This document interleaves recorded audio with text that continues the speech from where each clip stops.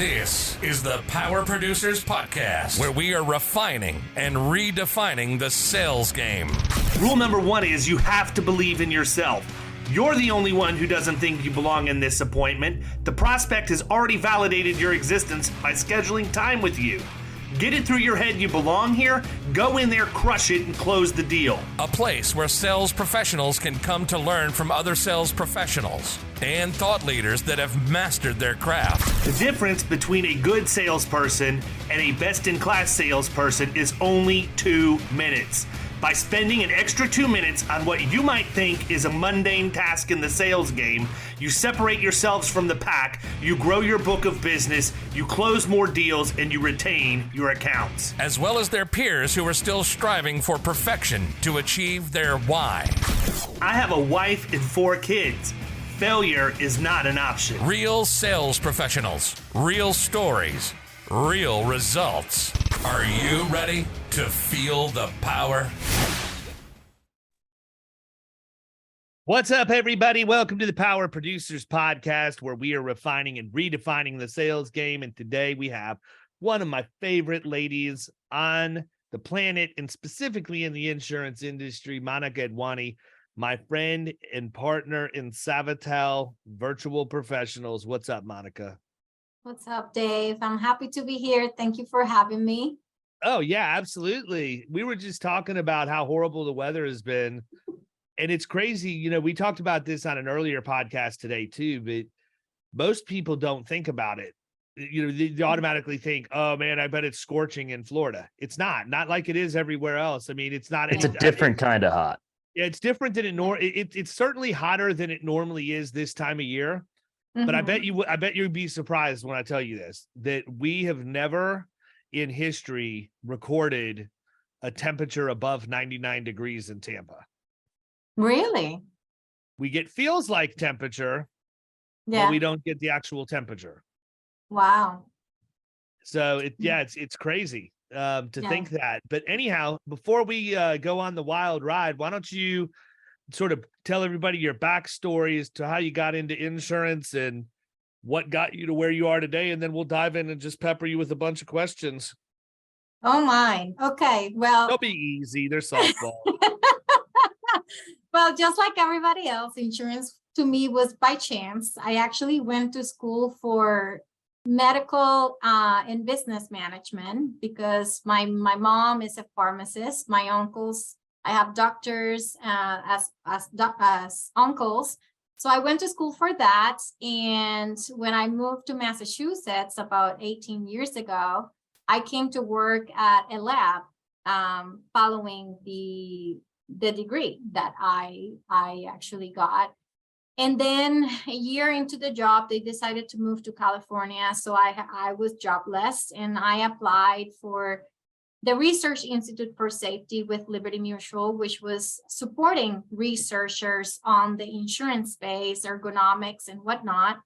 And that's how I entered the insurance world. I actually was supporting the researchers that were doing all the different, magazines and whatnot, and all the different studies behind using, let's say, the seatbelt or, ergonomics at work and things like that. And I fell in love with the industry and then went to work on the management rotation for Liberty. And there I did 8 years, and then I moved to the independent channel after that, which was when Namoli and Gould opened their agency. So I went to work with them, and it was my first time as independent agent. So did y'all know each other at Liberty? Yes. We did. Yeah, that's what I wondered. I mean, not like Liberty's a small company, and certainly not a small company in Boston, but yeah, I had always wondered if y'all knew each other from your days there before you went and worked with them at GNN. Yeah, we did. Zach was in Boston, and Matt was in Framingham, and I worked at both offices. So it was very interesting. So what was it like for you? You walk into an independent agency the first time versus working for Liberty Mutual, who's like kind of this gargantuan insurance carrier. Yeah, it was interesting because it was like 4 of us and everybody was doing everything. So I went to do sales operations. I went to like, delivering mail. We did what needed to get done. Customer service, whatever hat it fit. I was like, oh my God, I was going crazy, right? I will work. And I had a newborn at that point. So it was really interesting, the ride on how everything unfolded from there, because we were all learning at the same time. They were learning, I was learning. It was a wild ride. It's interesting to watch or even to talk. I don't know Zach well at all. I know Matt pretty well. I talk to Namoli on a somewhat regular basis. Yeah. To watch what Zach posts on social and read that and digest it, and to talk to Namoli, it's interesting for them to reflect back and get their thought process, because I think that a lot of times every agent out there who sees anybody with any type of public facing persona is everything's perfect. It always works out right. And everything runs very, very smoothly. And, that's how people get insurance famous. I honestly believe that. Right. Well, I appreciate the fact that they're actually, I don't want to say coming clean, because it's not like they hid it from anybody. They didn't mislead anybody, but to reflect back and get that perspective on, wow, I can remember, I remember Namoli put something out the other day about, the credit cards were almost all completely maxed out. We did this, we did that. And, now Matt has they had a very successful exit. He's got a successful career in investing in InsurTech and other things. And it's like, you would never expect that to come from him, but that's really the messaging that the agents that are out there in the trenches need to hear. They don't need to hear that everything's perfect. What they need to hear is you can get a really good exit on your agency if you can overcome all of this stupid stuff we did. And I think the more of us that are willing to share the stupid stuff, the stronger the agents that hear it are going to get. No, I remember that we went through everything there. Like, we had to let go of staff. We had to use lines of credit. I remember that, we had to stop payments to like leadership for like, in order to make payroll. It was a little bit of everything, it was a wild ride, and it was a great learning experience. And I think me personally, I was Matt's right hand, right? So I got to become the leader I am today because I got to experience all of that as well. And it was interesting, we'll talk at all times, midnight, 3 o'clock in the morning, 5 o'clock in the morning, like an idea will come up and be like, oh, this can be our solution. So it's an interesting, it's an interesting journey. And I think, like you said, a lot of people see the shining star, but what goes behind scenes and goes at 10 to 5 o'clock in the morning is what people don't talk about. And it's important to put it out there, because there is a lot of hard work that goes behind scenes by everyone involved, not just the principal, but everyone that is supporting them as well. So Matt and Zach exit, you're gone from GNN. What happens for Monica next? Yeah, so I went to discovery process because I didn't know what I wanted to do. And I took a couple of meetings just to figure out what was out there. And then I decided to open a consulting firm to help agencies out there with their operations process. And that's how I met Troy. Well, not met Troy. I had met Troy before, but I became to work hand in hand with him. And then I actually took an opportunity here with one of the biggest traditional agencies. And I say traditional because they've been in the industry for like over 100 years, being their VP of sales and marketing. So I was, focusing on seeing how I could make it work as a consultant and as a third party, basically. And that's how I became, in tune with Pinnacle and Savital, and then my other agency I was working with here. And it was a fun ride for a little bit. But then I figured that I'm like, no, I can't really do this too long with too many people. It's too much responsibility. Everybody's different. All the principals, I love you all, but you're all very, very difficult to deal with. What kind of consulting were you doing? And, I came to the conclusion that I wanted to do something on my own. I was starting to focus a lot in the Hispanic community. And what I was doing wasn't really serving the purpose that I wanted to accomplish. So I left all of that, of the consulting stuff, and partner up with BRZ Insurance, which is where I am today. With Tiago and the team, which we are serving the Hispanic community, mostly on commercial lines. And I am having so much fun because I get to serve my own people in my own language. And there is just so much education that needs to be done for our community. And I'm really, really thriving and very, very happy with serving our Hispanic and Latino community now. Well, I think that's important for any job. You have to have a sense of purpose aside from making a paycheck to really have your career be fulfilling. And it doesn't matter what you do. And I would argue I'm the easiest agency principal in the country to deal with, as long as you're doing things my way and you're doing them right. But we all love you, I'm David. Listen, I'm not going to argue with you. I deal with a bunch of them myself, so I get it. But it's tough. You're a blessing to a lot of people. Unfortunately, I don't have the same patience. I wouldn't chalk it up to patience, Monica. I put up with not very much, to be honest with you, and that has the same effect. That's a skill I need to learn. Yeah, it has the same effect. Anyhow, well, I know you have your podcast. You still, you're still doing Transcend with them? Yeah, Transcend with them is kicking. So talk about that a little bit. Yeah, we are about 160 episodes now. There you go. Yeah, we're interviewing amazing women in the industry, outside the industry, CEOs, entrepreneurs, a little bit of everything. But our focus is their stories and stories of resiliency and helping other entrepreneurs understand that they don't have to go through their journey alone. So Transcend with them, it's amazing. We have a lot of speaking engagements, a lot of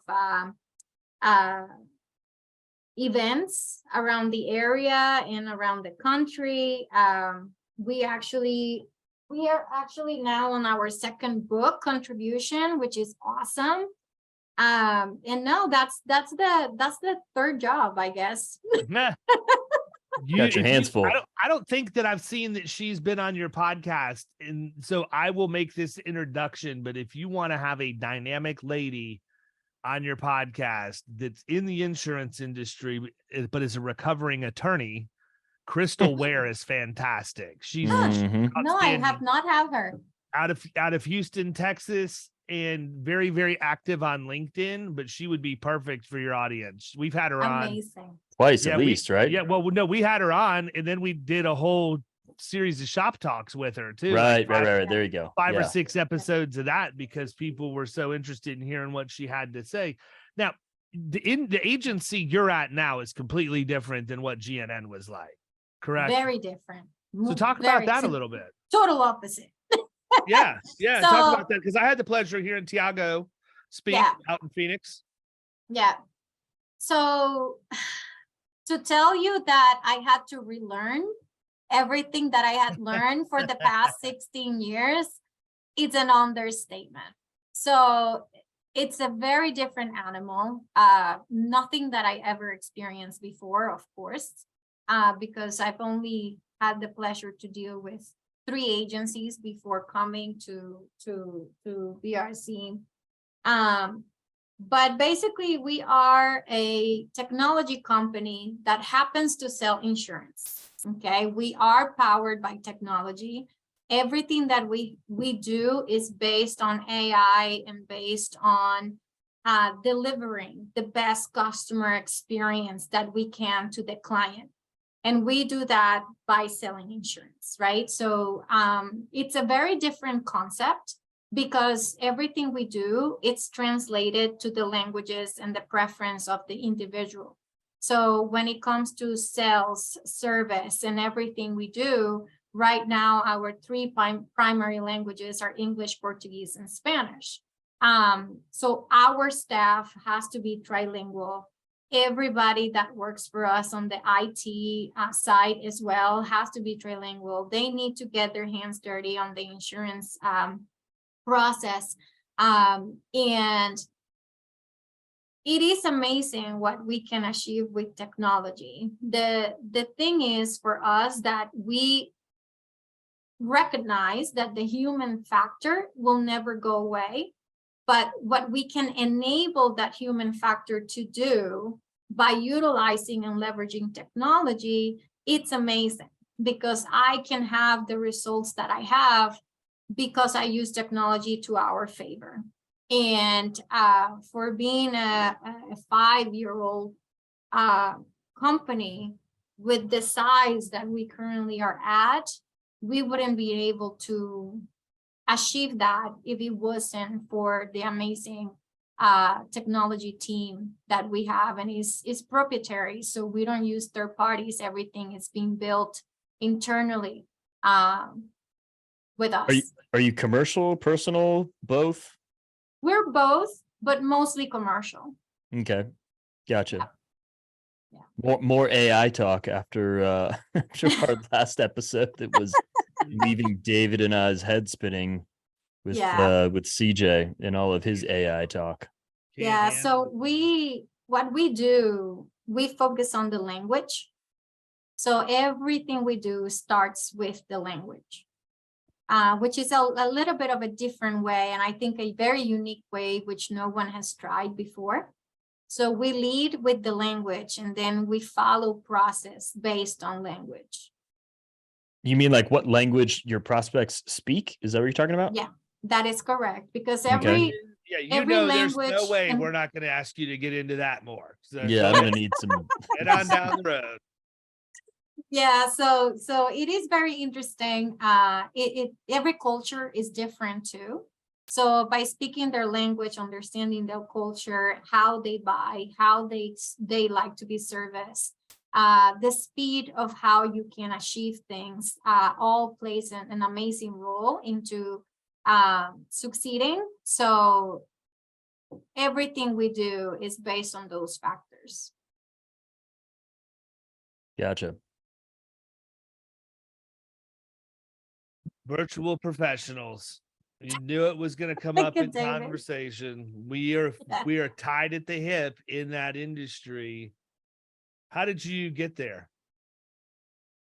Yeah, so that idea came from Troy, and since I was, helping him with the sales and his process at the agency, he asked me if I wanted to help or if I wanted to be part of it. And I was like, I don't know. Like, I never thought. I've worked with, BAs for the past 9 years at GNN. So I was like, I think I have some experience that I can help with. And we kicked it off, and it was amazing because building something from the ground up, based on understanding the struggles of what an agent goes through, instead of creating a process because we think it's going to help, but it's proven that it's going to help.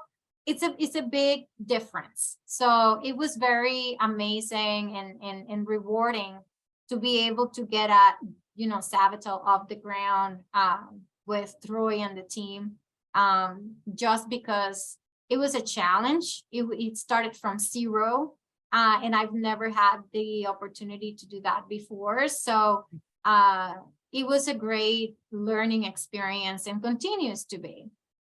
What would you say is the biggest thing you learned? Like, what were some of the roadblocks you guys hit? We still hit him, man. It's still a work in progress. I can give think- you a big one. I'll Yeah. give you one, and then I'll get the uncomfortable one out of the way, and Monica can say something nice so that she doesn't look like she's the bad guy. How about agents that sign up for a virtual professional service and expect them to know every single thing they need to know Mhm. about how to run a desk in that specific agency on day one, right? Yeah. Or you could say agents, and it's not agents, it's end users, and it's like everything else in life, man. People learn how to buy by how the marketplace conditions them they should buy. So Mhm. I feel like 3 or 4 years ago, the VA term started popping up, and you'd see more people talk about, oh, I just hired another VA, or I did this. And the threads would be a mile long in the different groups, and everybody's trying to figure out where they got them from. What do you have them do? How much do they cost? What you don't ever hear anybody say is you better have processes and procedures in place for your agency before you ever think about doing this, because it is a nightmare if you don't. There's a reason why I did not bring in virtual professionals on the service side of the business here at Florida Risk until I had engaged with Peggy Corbett to come in and be a Hawksoft consultant to us and train the VAs or VPs rather on processes, procedures, best practices related stuff. Kyle, could you imagine if No, it brought a VA virtual professional? it doesn't make sense. Why would somebody think that a virtual professional would be able to come in unless they were an expert in Hawksoft and be able to know what the hell they were doing? Exactly, but people It think happens. that, and then I know, and but then they get upset and irritated that the VA's not getting the workload done. Look, I'm going to be as transparent as I can be, man. I got 6 virtual professionals from Savatel in our agency right now. You know, firsthand, I spent an hour or longer with 2 of them today. Yeah. I've got another call tomorrow with 4. Grayson manages 2 of them on the editing and the content production side. So he keeps that off my plate, but he's in touch with them every single day. And we're always going back and forth through Microsoft Teams. So I say that because what does that sound like? It sounds like they're actually they're employees of the company. Exactly. Yeah. Right. They need to be treated that way. I mean, it's really that easy. Why would you? I think I don't know. also I just one feel of like the- so much of the stuff that where'd I go? There we go. I feel like so much of the stuff we talk about on here feels like common sense to me, but maybe that's just because I'm in it every day. But like, it's just kind of like who sits there and thinks that? Like, there are people out there that think that, and like, why? What's wrong with you? A lot of people, and I think also one of the biggest things that they like, people that is looking for a VP take into consideration is that not only you need to understand why you need them, but you need to understand what the ROI on that is going to be. If you're coming blind to say, I just need one person that can process this many tasks for me, it's not going to work.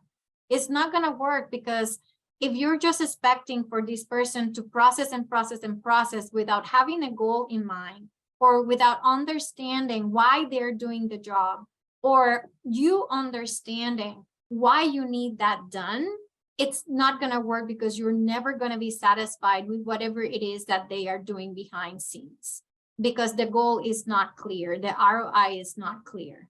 So I think, having a conversation for the sake of having the conversation and thinking that you can get it for $3 an hour, it's just so unrealistic that, the fail rate on that will be 99.9%. Yeah, I mean, even with the appointment setter stuff, we have had success with appointment setters. Other agencies in Killing Commercial have had success with appointment setters, and others haven't. And I can tell you unequivocally that if I look at the people who have not had the same level of success, and I take all the other the people who have, and I say, what's different? it's the fact that the people who have had success invested in the process, not just from a money standpoint, but look, you can't expect the way you talk to somebody, not necessarily the way, but you know this as well as I do. People in Birmingham, Alabama are not going to have a conversation that sounds anything at all like people from Boston. No. Dialect is different. You know, the people in Birmingham have twang, but also difference in decision-making and thought-making processes, depending on how they were raised, what part of the country they were raised in. I remember moving to Birmingham the first time, and it's the only place I've ever lived when you put your turn signal on, the person in the other lane actually slowed down to let you over in front of them. Like that's how they were driving there when we first met. Whereas you move down here, you put your blinker on. People speed up. They speed up, so you got to give them the fake move to back them off, and then you cut over once you back them off. But I mean, you can't expect agencies to be the same, and that's what I've always said when I talk to people about what it's like to use virtual professionals.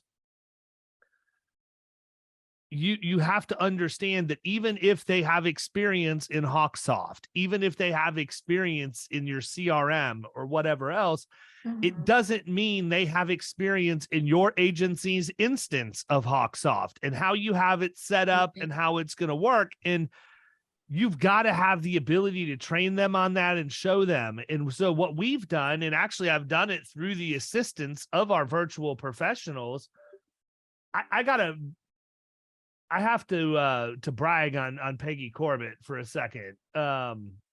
She does an awesome job of training people on HawkSoft. Fantastic job. Chris Paradiso is the one who recommended her to me. He said she's the best. If he says that, I'm good. So we hired Peggy. And the thing that's nice about how Peggy operates is when she's done with the training, I get an email recap. I get a copy of the video of the training, and I get a copy of all of the PDF attachments that were part of it. And so what we've done, and we told her we were doing this, is we created a intranet. We created a SharePoint site, and Huma's in the process now of building out the library inside of SharePoint so that as we bring more and more virtual professionals on, we have the ability to not only run them through total CSR to get the general industry understanding, but we can run them through our own training that we built as a learning management system because we have all of that information. I didn't have a lot of the policies and procedures. And that's one of the things I think people in my role typically maybe have a leg up on me, because I think a lot of agency principals at some point or another, especially if it's a family agency, probably worked every desk. I never did. I've never been a service person. I've never worked on the service side of the house. So I don't know how to structure my day to be an effective account manager. Now I could figure it out if I was trained, but it just wasn't the path that I went. So I'm never going to be the best person to train my CSRs and account managers. I have to bring somebody in from the outside. And, we made the decision when Kim passed away unexpectedly last year that we were going to start augmenting with virtual professionals because we felt like that's the way things were going and we needed to be part of it. And so that's when we made the decision to start figuring out how we were going to do that. And it's not easy. It's not any easier than bringing a new employee up to speed, but it's kind of our job. Like, I mean, it's your job to train and develop and lead your people. It doesn't matter whether they're a 1099 or a W-2. It doesn't matter if they're virtual or if they're in person. It doesn't matter, commercial, personal lines, whatever else. If your name is on the door of the building or you're the owner of that operation, I don't care what you have to say. It stops with you, period. It's very, very rarely somebody else's problem in the agency. It starts at the agency principal, and they have to accept that. And if you want that responsibility, stay an agency principal and do your best to be the best agency principal you can be. And if you're not the right person, do what I did and find the right person that's world class, and then don't bitch about paying them what they're worth to come in and do their job. Right? Like, I think that's really important. Yeah, because I go to Peggy and she gives me her pricing. I told her I didn't think she charged enough based on what I thought she was going to have to do when she came in here. Meanwhile, 80% of our peer group probably looks at it and is like, oh man, I'm not paying that much. Meanwhile, they're going to flounder around. They're going to lose 3 times that much money in inefficiency in their agency. Yeah. I don't know. I'm going to get off the get off my lawn stuff because I'm going to get irritated. But I see this all the time, and it's not just the usual suspects, right? Yeah. Social media allows us to identify the usual suspect. You always know who's going to have the snarky remarks in the forums online. It's always the same people. You know who's going to complain about the carriers.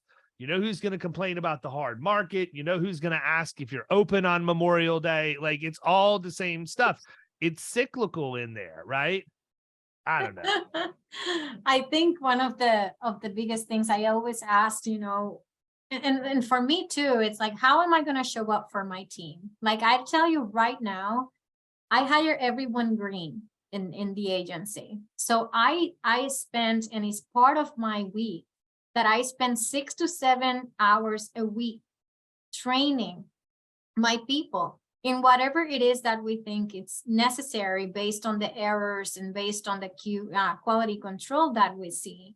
But as an agency principal, you have to have clear, how do you want to show up for your people? Because how can you expect for them to perform similar to what you do if you don't take the time to teach them how you operate? Right? So I think, I understand that we have a lot to handle and there is, not enough hours during the day. But if you really, really want to gain back that time, you really need to invest the time. Because once you invest that time and you have a team running at an exceptional level with the efficiency that you want, then you can kick back and say, okay, now I can have these people train these other people, and you can, be a catalyst of growth internally without having to sacrifice too much, down the road. No, you do it the one time years. and train the people up front the right way so that it can grow over the course of time. I mean, just like you would with any employees that you have, like, again. And David, the SharePoint is so important. We call it something differently. We have another system because we run on Google, but like, based on those trainings, we have been able to create assessments that we give everyone. It's like, what did you learn from this? How, just to check on that knowledge. And I don't have to repeat that training ever again. I only dedicate 5 to 6 to 7 hours a week on new stuff that they don't know about, because all that training is already there. So record yourself. You don't need a professional, camera crew coming to record your training. Like, Zoom is great. So I think, utilizing those tools and understanding that, if not you, then who, right? And if not you, then, like you said, hire. Hire for training. Because the biggest thing that agencies lack is that training piece. And that's why we lose good people. I agree. And that's funny too, because it's like the people who are bad at training and don't help domestically think they're going to solve that by putting a Band-Aid over it and getting virtual professionals, which require every bit as much training as somebody else does. And attention. I think that's the part that's lost. I mean, I don't know how it got that way. I don't know if at some point that was the marketing messaging that you could get these people and they can step in and work a desk and do this and do that. I don't get it. I don't know. Because Probably, you can hire. I would never expect $4 somebody.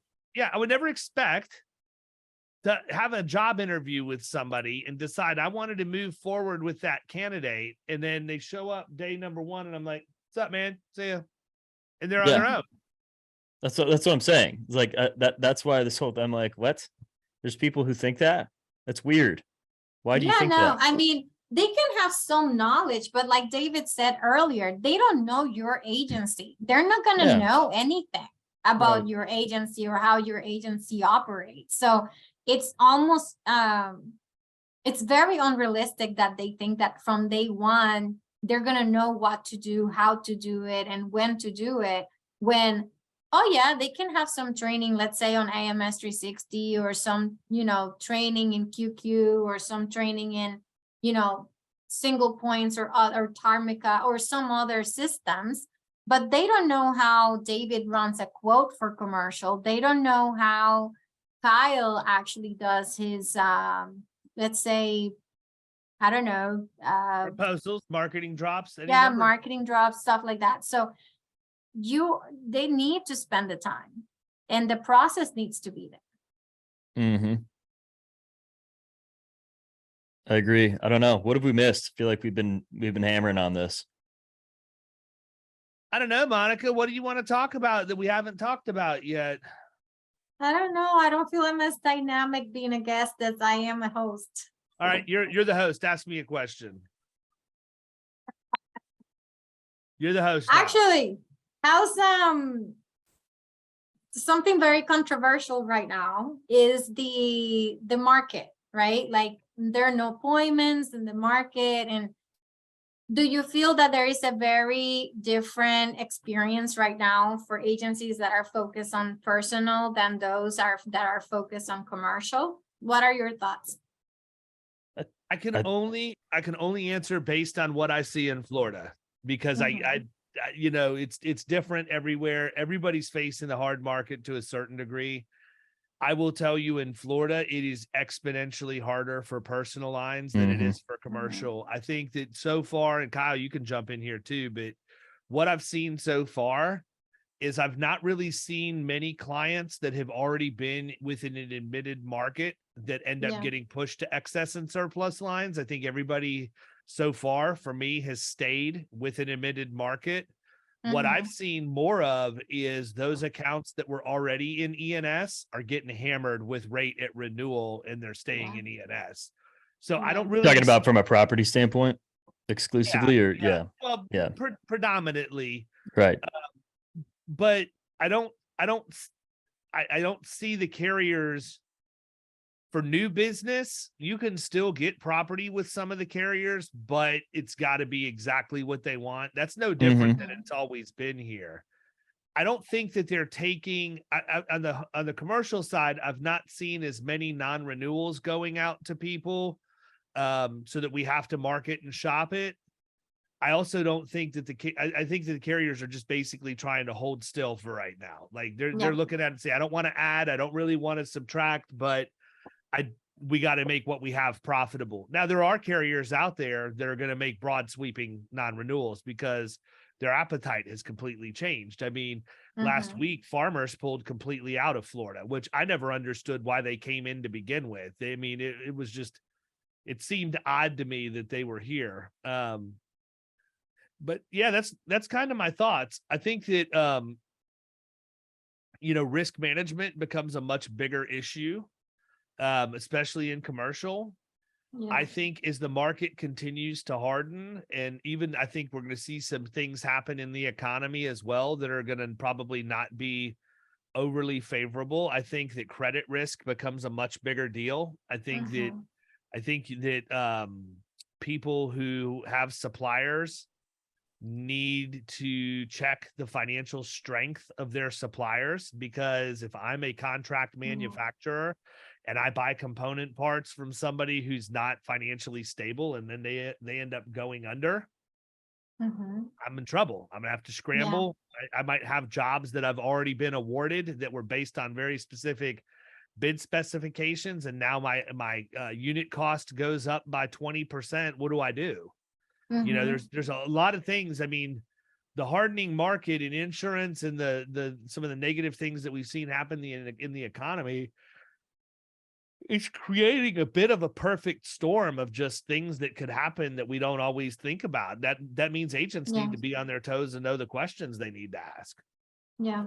And I was having a couple conversations last week, and a lot of them are taking, I will say the easy route, which is selling, but that's going to get very complicated as well now with so many restrictions that are happening, and I'll be interested to see how that changes the way that agencies are getting acquired, because now the growth over year is not guaranteed.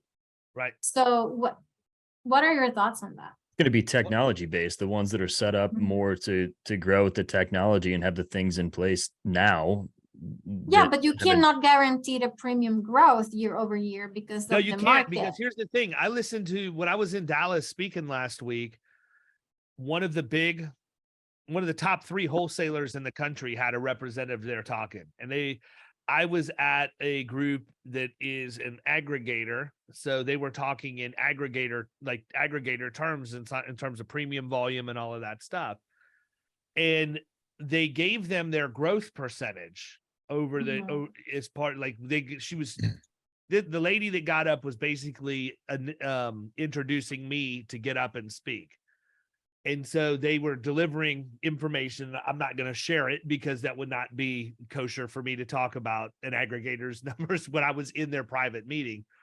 But what I'm going to tell you that I found interesting was, she said, here's your percentage growth. Of that percentage, this percentage is organic new business. And it was a much smaller number. And the thing that struck me about that was, I wondered how many people in that room, and by the way, let me just make sure, in case people are trying to be, Columbo here and figure out who it was. They didn't have bad numbers. Okay. I'm not saying this because they didn't have bad numbers. I'm not naming them because they had horrible numbers and I'm trying to protect them. It's just none of your business what their numbers are. And I was in a room where I heard them, and I'm not going to repeat them. But I will say that this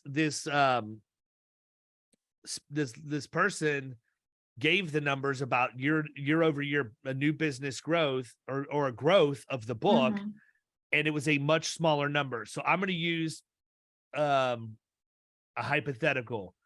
If the new business growth, or if the book growth was 30% year over year, 10% of that was organic new business.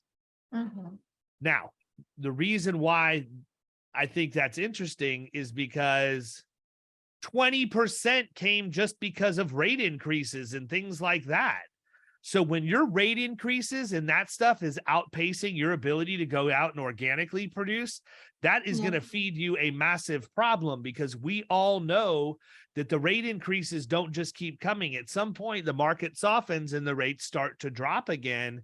And if you're not going out and getting enough new business in this economy, in this market, you are really setting your agency up for disaster when the rates soften, because that money goes away just as easily as it came in, and you can't do anything about it.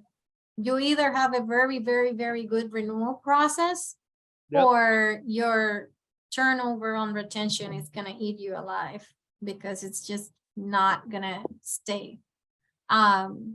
What do you think are some of the strategies that agents can use utilizing VAs or their staff to get ahead of the game? Because this is going to be a proactive game going forward. You don't have now the luxury of being reactive.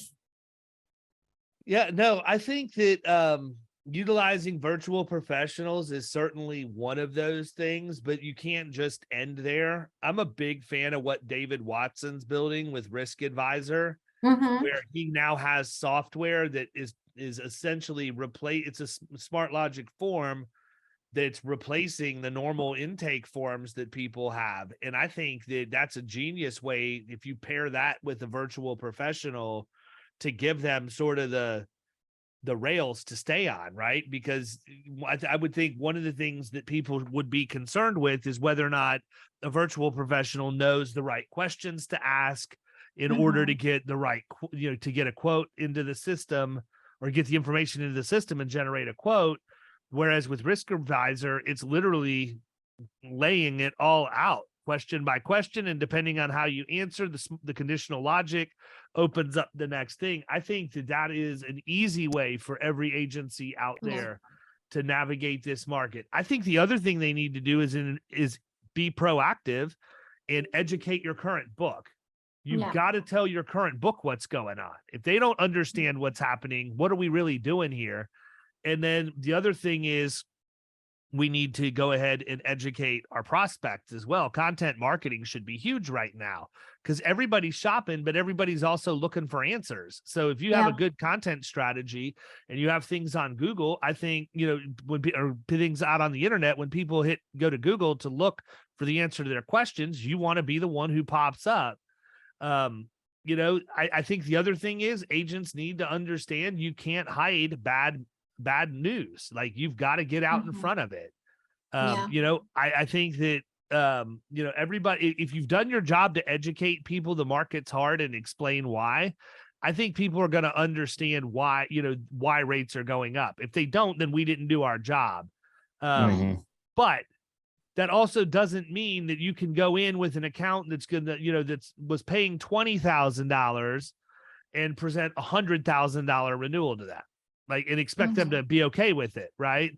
So you have to know how to position yourself and teach everybody,